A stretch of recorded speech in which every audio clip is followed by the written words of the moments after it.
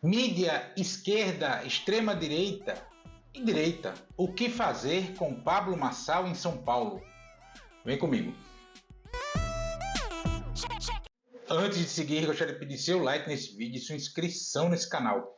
Peço também, caso você possa e queira, sua contribuição clicando no botão Valeu ou se tornando membro aqui do blog do Cadu Amaral, clicando no botão Seja Membro. Os membros do blog do Cadu Amaral têm acesso a conteúdos exclusivos e assim você ajuda a mais um espaço de luta contra o fascismo à brasileira. Ao final do vídeo, deixe seu comentário, concorde, discorde ou complemente. Mas sempre se lembre que só não vale xingar nem falar também do povo. Compartilhe esse vídeo em todas as suas redes sociais. E também no WhatsApp e no Telegram, se você tiver. Lembrando que se você é de Alagoas, você pode assistir ao blog do Cadu Amaral na TV Com Maceió, canal 12 da NET. Se você não é de Alagoas, você pode assistir a TV Com no link que está na descrição desse vídeo. Obrigado. Quinta-feira, 22 de agosto, são agora 15 para 6 da tarde e a mídia hegemônica opera um desgaste contra o coach picareta Pablo Marçal, o apontando seu envolvimento em crimes, o que, em tese, pode forçar uma cassação de sua candidatura e até por propaganda eleitoral irregular. O desgaste, do ponto de vista eleitoral, ele é ineficaz, porque os eleitores da extrema-direita brasileira não dão a mínima para esse tipo de coisa, não dão a mínima para eventuais crimes que os seus nomes, candidatos, representantes possam ter cometido.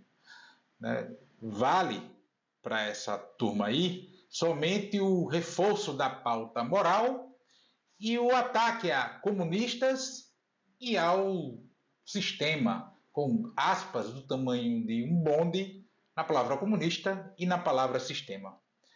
O Ricardo Nunes, atual prefeito de São Paulo e candidato à reeleição pelo MDB, já vem sentindo o golpe. Tanto que até andou proferindo ofensas contra os demais candidatos, o que não era do seu perfil, e já adiantou que irá ao ato chamado para 7 de setembro, que tem como pauta o impeachment de Alexandre de Moraes do Supremo Tribunal Federal.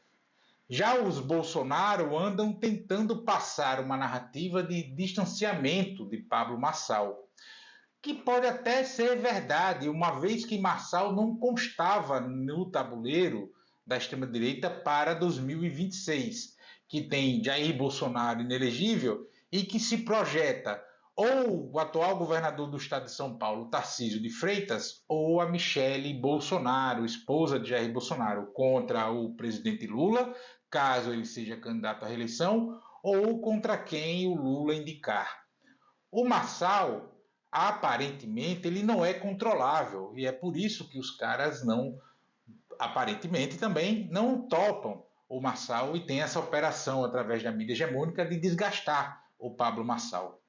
Já o Ricardo Nunes, que assumiu a prefeitura da cidade de São Paulo após a morte de Bruno Covas, topa jogar esse jogo de ser ali do controle, até porque ele nunca teve tanto cacife eleitoral assim. Não fosse as circunstâncias, muito provavelmente, pelo que se viu,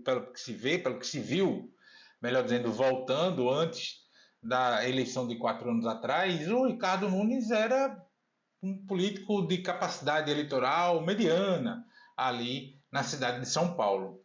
Mas as cabeças da extrema-direita podem acabar abraçando o Pablo Marçal, caso fique sacramentado que só ele pode vencer Guilherme Boulos, candidato à Prefeitura de São Paulo pelo PSOL, que tem a Marta Suplicy na vice, que é do PT, e conta com o apoio, militância, propaganda, discurso, enfim, do presidente Luiz Inácio Lula da Silva. O fator Marçal também pode, e eu não estou dizendo que vai, mas pode promover a unidade de Datena, Tabata Amaral, Datena que está no PSDB e da Tabata Amaral do PSB, em torno do nome de Boulos, ainda no primeiro turno. mas isso se e somente se Marçal disparar de vez nas pesquisas eleitorais. E também não estou dizendo que isso vai ocorrer. Estou dizendo que a condição sine qua non para esse tipo de movimentação, para essa possibilidade, é se o coach disparar nas pesquisas e começar a apontar até, quem sabe, uma vitória em primeiro turno. Momentos antes de eu gravar esse vídeo, o Datafolha divulgou uma pesquisa de intenção de votos para a cidade de São Paulo e apontou o crescimento eleitoral do Pablo Marçal, que chegou a 21% das intenções de voto. Ultrapassou o atual prefeito paulistano, Ricardo Nunes, que aparece com 19% das intenções de voto, mas ainda ficou atrás de Guilherme Boulos, que aparece com 23%. Contudo, entretanto, todavia, pela margem de erro da pesquisa Datafolha, o Guilherme Boulos e o Pablo Marçal estão empatados tecnicamente. Inclusive, o Pablo Marçal e o Ricardo Nunes também estariam empatados tecnicamente. Se você esticar a corda aí, os três estariam empatados tecnicamente. Não adianta expor os crimes aos quais Marçal estaria envolvido, ou mesmo a ligação de membros do seu partido, o PRTB, com o crime organizado, com o PCC, como tem aparecido aí também nos últimos dias, nas últimas semanas. O eleitorado dele, do coach, que é o eleitorado da extrema-direita, não dá a mínima para isso, como eu já afirmei. Como não deu a mínima aos crimes de Jair Bolsonaro, seja a postura negacionista na pandemia, seja em relação ao roubo das joias sauditas, que são patrimônio da União, seja o uso da BIM para espionar adversários, políticos em geral, inclusive usando o software lá israelense para monitorar 10 mil telefones celulares, ou mesmo as tratativas, as conversas com militares, enfim, com generais, com oficiais das Forças Armadas, para falar, conjecturar, planejar, inflar uma tentativa de golpe de Estado devido à derrota eleitoral para Luiz Inácio Lula da Silva em outubro de 2022, que inclusive resultou nos ataques de 8 de janeiro às sedes dos três poderes em Brasília. Bolsonaro inflava a sua horda o tempo inteiro, acusando, mentindo, falseando, criando narrativas de que o sistema eleitoral brasileiro estava fraudado, que ele perderia a eleição, coisa que ele voltou a fazer recentemente. Até parece que ele quer ser preso, algo que ele quer ser preso. Eu já comentei diversas vezes aqui no YouTube, se você está assistindo esse vídeo pelo YouTube, ou mesmo pelo Facebook, tem volta alguns vídeos aí que você vai encontrar. Ele quer ser preso, porque assim ele consolida para esse espectro eleitoral, para esse campo eleitoral, a narrativa de perseguido político. Eu brinquei aqui da primeira vez que eu comentei sobre isso, que o Bolsonaro quer imitar o Lula com sentido trocado, com fiação trocada, em sentidos opostos. O Moro do Bolsonaro é o Alexandre de Moraes, em vez de ser a vara de Curitiba, é o Supremo Tribunal Federal. Fazer esse mesmo tipo de narrativa. Aí o Bolsonaro voltou de novo a falar de urna, voltou a falar toda essa besteirada toda aí, e inflando a horda, porque a horda bolsonarenta se mobiliza pelo ódio, pela a inflada, por toda essa besteira, nunca pelo debate real, concreto, enfim.